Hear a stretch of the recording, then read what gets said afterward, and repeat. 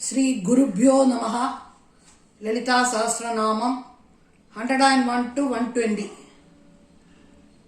कालरात्र्यादिशक्त्यौकवृता स्निग्धौदनप्रिया महावीरेन्द्र वरदा रागिण्यम्बा स्वरूपिणी मणिपूराब्जनिलया वदनत्रय संयुधा वज्राधिकायुधोपेद डामर्यादिभिरावृता रक्तवर्णा मांसनिष्ठा गुडानप्रीतमानसा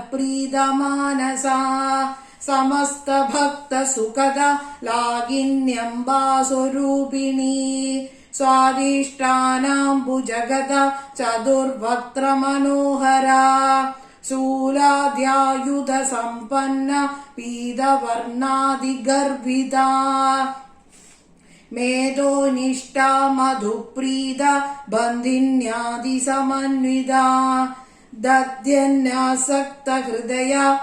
काकिनी रूपधारिणी मूलाधाराम्बुजारूढा पञ्चवक्त्रास्ति संस्थिता अंकुशादिप्रहरण वरदादिनिषेविता मुद्गौदनासक्तचित्ता सागिन्यम्बा स्वरूपिणी आज्ञाचक्राब्जनिलया शुक्लवर्णा षडानना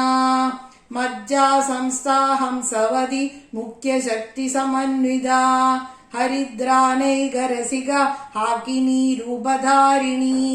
सहस्रदल पद्मस्थ सर्ववर्णोपशोभिता सर्वायुधधरा शुक्ल संस्थिता सर्वतोमुखी सर्वोदन प्रीत चित्त यागिन्यम्बा स्वरूपिणी स्वाहा स्वधा मधिर्मेधा श्रुति स्मृतिरनुत्तमा पुण्यकीर्ति पुण्यलभ्या पुण्यश्रवण कीर्तना पुलोमजार्चिता बन्धमोचनी बर्बराळगा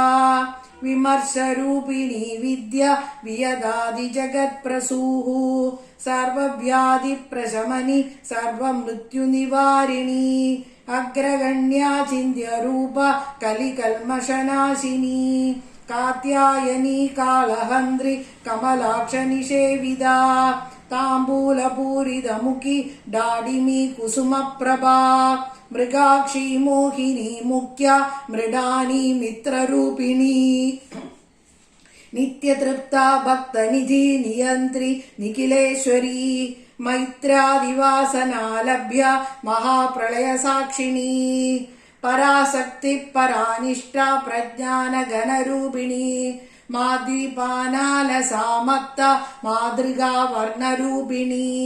महाकैलासनिलया मृणाल मृदुदोर्लता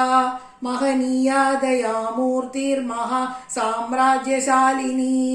आत्मविद्या महाविद्या श्रीविद्या कामसेविता श्रीषोडशाक्षरी विद्या त्रिकूटा कामकोटिका कडाक्ष किङ्करी भूत कमला कोटिसेविता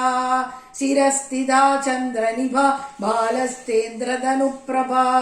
हृदयस्तारे विप्रख्या त्रिकोणान्तरदीपिका दाक्षायणी दैत्यहन्त्री दक्षयज्ञविनाशिनी।